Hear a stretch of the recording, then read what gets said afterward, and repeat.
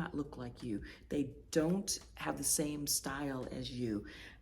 They live on a homestead and you live in the city.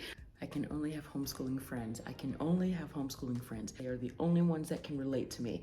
I will not look elsewhere to see if anybody else has anything that is similar to what I have, my same likes and beliefs and hobbies. I can only have homeschool friends. That's the bottom line. Where have your teenagers found friends? And recently on my Instagram page, someone asked a similar question. They wanted to know where my teenagers have found friends and how do they socialize. Listen to what I had to say. Where have your teenagers found friends to hang out with? Church, neighbors, and theater class, mainly those three. My daughter just reminded me, sports. I don't know how I forgot that one because we spend a lot of time in basketball activities and sports. There's a playlist below of other moms that are talking about this same topic. So please make sure to check that out. Thank you to Shauna from Homegrown Homeschool and Davene from Calm in the Chaos for hosting this collaboration. Let's start with the one that is overlooked the most, neighbors. Your neighbors can very well be your friends.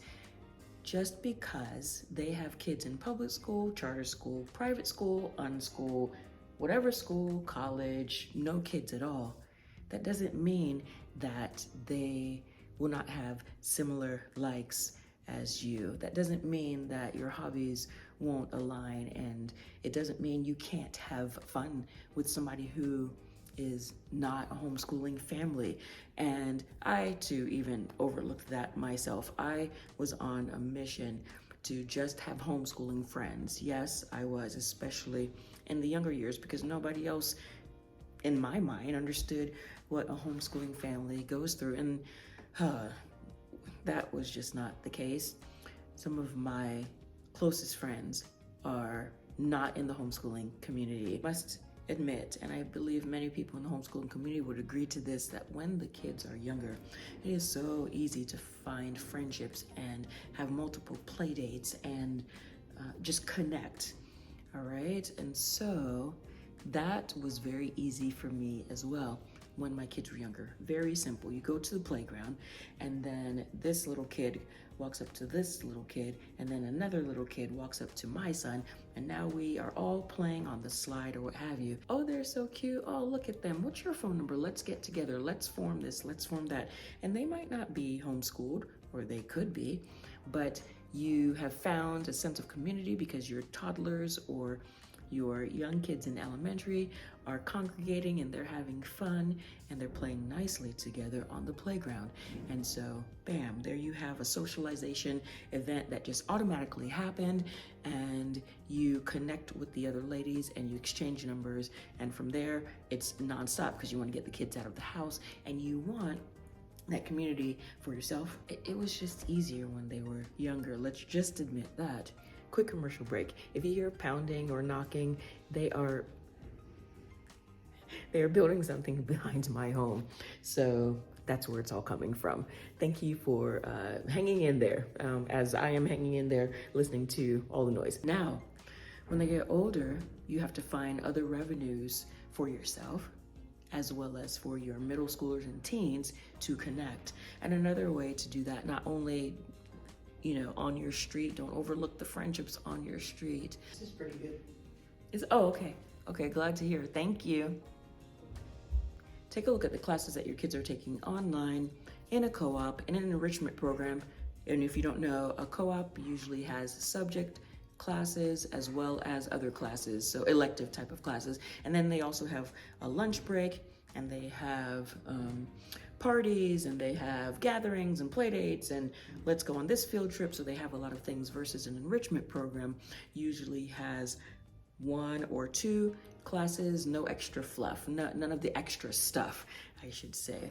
And so take a look at those classes and see if your kids are connecting with anyone, even the online class, because I have known of homeschoolers who have made great friendships in their math class or whatever they're taking online, and they have hung out online, chatted online, telephone calls, video calls, and that sort of thing. They've studied online, all healthy, all monitored, as well as I've known families to go and visit people in other states that their child has had an online class with, and they've all come together as families and connected.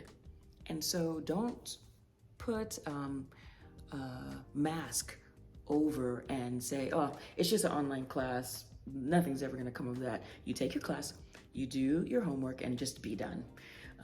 Don't overlook some of the connections that your kids might be making in the enrichment program, the co-op, the online class, etc. Just don't push it away, because you never know when those friendships will just take off, and it will be a family affair, just like I mentioned that person that I know that has connections or friendships in other states, and the families come together. How beautiful is that? So theater, my kids were in theater last semester and the semester before that and the semester before that, and let me tell you, the connections there were very, very strong.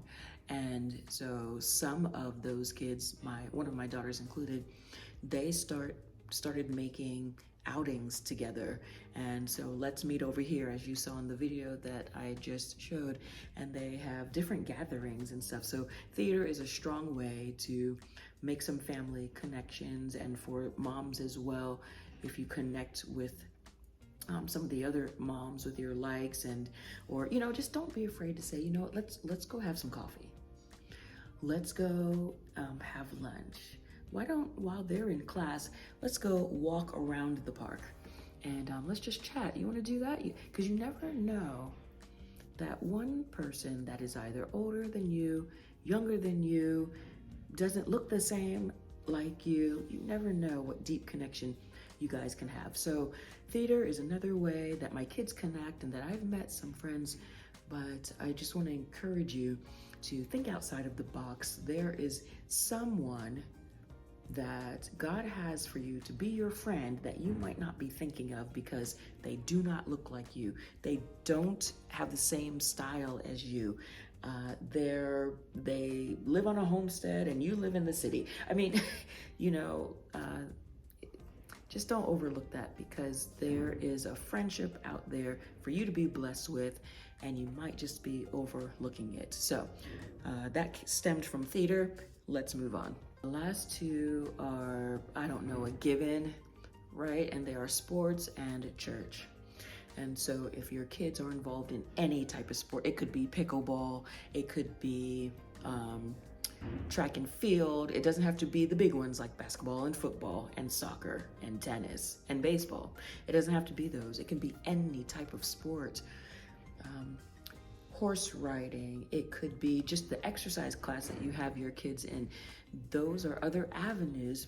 When you see moms there bringing their teens and you see them week after week and you say, hi, how you doing? Do not be afraid just to say, hey, how old is your daughter? Oh yes, my daughter's in the 7th grade too. We should connect sometime. And because you just never know if it's gonna work or not. Maybe the next time that you're dropping your daughter off, why don't we just sit in the lobby and chat? I guess the main idea of this video is for you to step outside of your comfort zone and step outside of your box. There is a blessing in a friendship out there for you, and you just might be overlooking it. And you may be overlooking it because the person doesn't fit your friendship mold.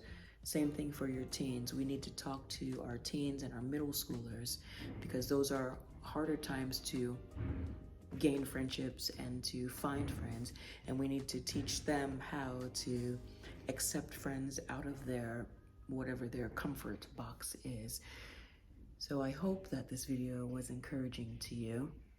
I hope even with all of the noise of what's being built outside there, you were able to zone in, or like my kids say, lock in and get something from the video as far as where you can build strong, healthy friendships how you can find them. This is not a tutorial sorts, just my thoughts and some suggestions for you, some things I even overlooked, thinking that I could only have homeschool friends.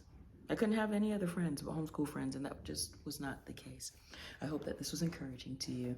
And if you have any questions of any kind, any Q&A questions, leave those below as well. And we'll see you in the next video.